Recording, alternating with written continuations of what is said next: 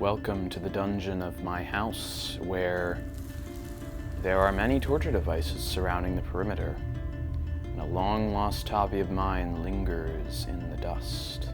But I wouldn't exactly say it's completely long-lost, as I still own my fire alarm collection, and yes, I was a fire alarm enthusiast. Wow! To give you a little bit more context about this, a fire alarm enthusiast is somebody who collects fire alarm devices and makes their own fire alarm system out of it. Not just like smoke alarms from a house, but fire alarms that would be placed in buildings. I'd say this hobby is one of the nichest of the nichest hobbies. Really, the reason it didn't last long is because fire alarm collecting requires a lot of money spent on that. And when you run out of things to do with your existing collection, you have no choice but to just buy more things. Are there bugs?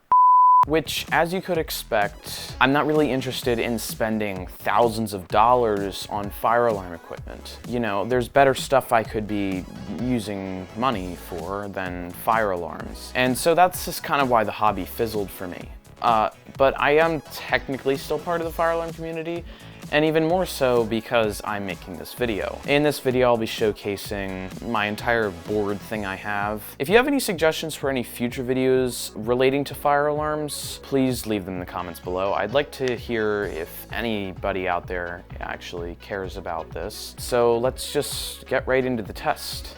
All right, so for part of this segment, you'll either see me with the handheld camera or you'll see this top-down shot right here. One thing to note is that during this, I'll be wearing this ear protection to prevent loud noises from those guys really getting to my ears, because I don't want to be deaf.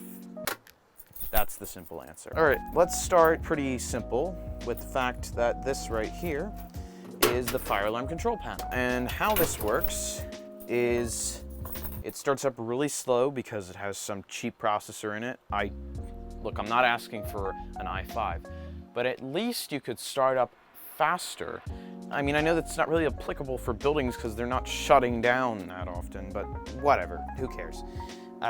Funnily enough, this is an AMD USB slot. I didn't realize that. I also tried using a keyboard in here, but that didn't work. Anyway, this, you can program the system with it, and it's basically the hub for the whole system. It controls it and stuff like that.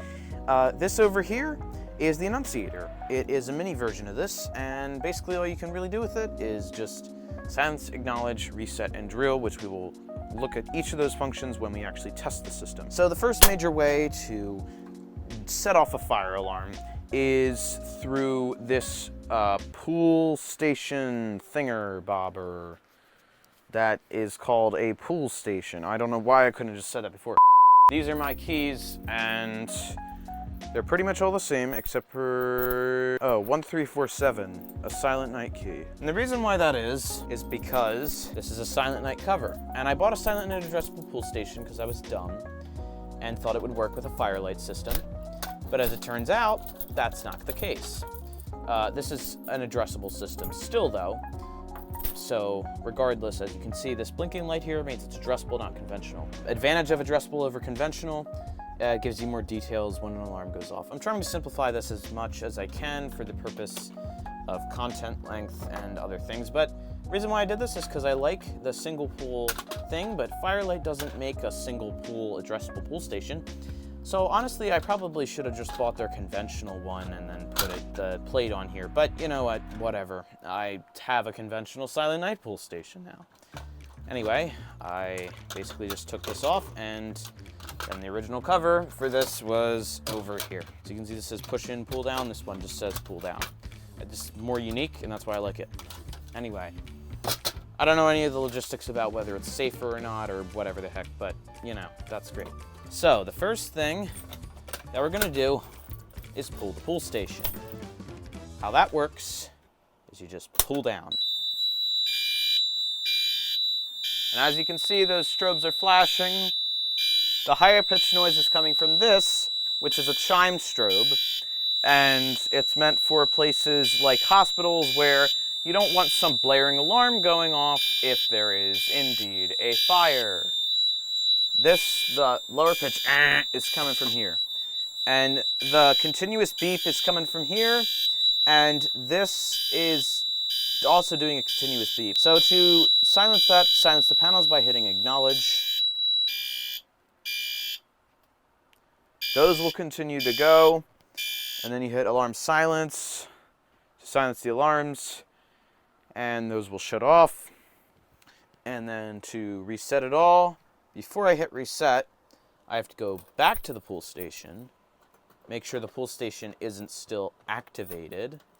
In my last record of this, I had to re-record this, by the way. But in my last record of this, I made that mistake and forgot to reset the pool station because I haven't done this in a while. Then you hit reset. It'll beep. But it will indeed reset. And it thinks it's 2019 because this thing resets the date every time you turn it off, which is expected. As you can see, there's TFAC system normal. For the next test, we're going to use the annunciator. So I'll just shut this with one of my, one of my 5 firelight keys. So how we're gonna do this, we're gonna set off the smoke detector, not a smoke alarm. The difference between smoke alarm and smoke detector, smoke alarm has an alarm inside of it. Smoke detector does not. This is a Firelight SD365. There is a black version, which is pretty cool. That would be interesting to have. The thing you can do to test it is take a magnet like this and hover it over this little, not hover, place it onto this no paint symbol here.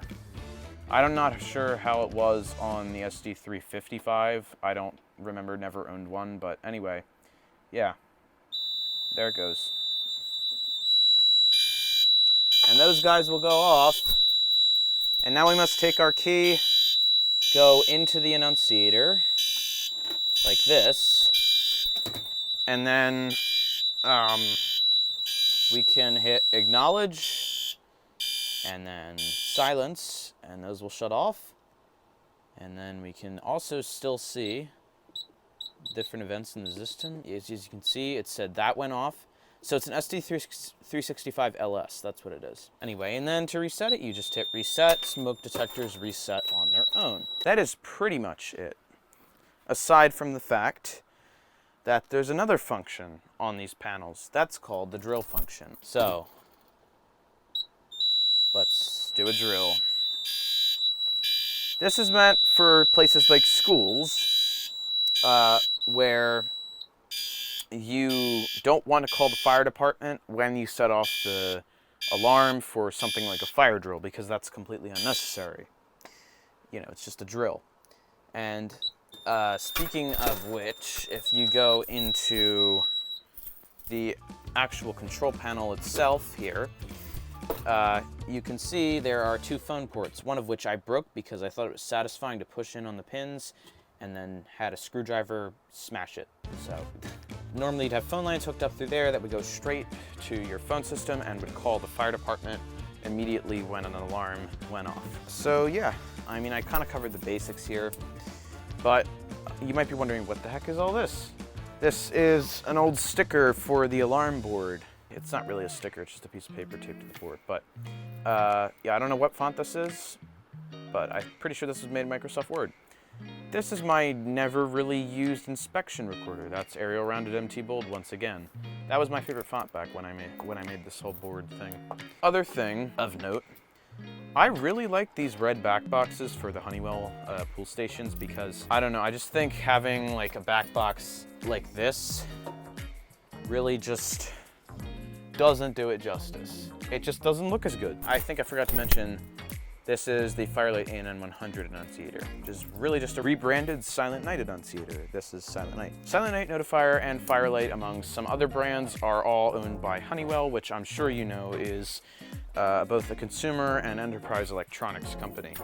Now, for a while, I was known as TFAC, or TFAC if you want to use the letter acronym. But before that, I went by different names. First name I ever used in the fire alarm community was SafeSide GHS Alarms, but that didn't really last for long as it didn't have any significance to me. But then Stim McGooligan, the other guy at Slender Studios, came up with the name The Fire Alarm Connoisseur, because it sounded a lot more fancy than just Fire Alarm Enthusiast. So I went with that name, but it was pretty long and hard to say for some people, so eventually people just started calling me TFAC, The Fire alarm connoisseur. And after that, I just eventually just decided to change my channel name to TFAC, literally. And then that was pretty much it. I stayed with that until late 2021 when my channel name changed to Slender Tech. The first logo I ever used for SafeSide GHS alarms was quite literally the L-Series chime strobe in white.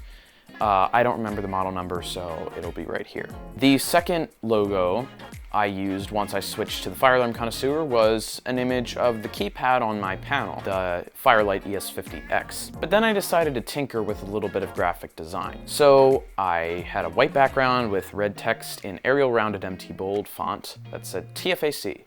And above it and below it were some sort of Honeywell logos, like maybe a Firelight logo and a Honeywell logo or something like that. But then I made a revision to that, making the background red and the text white. And then I made an even later revision, making the background red, text white, giving it gradients and 3D shadows, and also changing out the logo for an image of the ES50X and the Firelight icon. But the last logo I ever made for TFAC was the Firelight logo, the Notifier logo, and the Honeywell logo, all in the shape of a face, surrounded by a white background with a blue rim. But anyway, that's really all I'm gonna cover in this video. Again, if you have any suggestions on future videos, please let me know. This is my first video on YouTube, so please forgive me if there are any complaints. That's another thing I want you to give me feedback about. What can I do with my videos to make them better? But anyway, thank you for watching, and if any fire alarm enthusiasts are out there, please let me know in the comments below. Like the video, subscribe to my channel for more updates on tech and maybe some fire alarms in the future, and I'll see you next time I upload. Goodbye.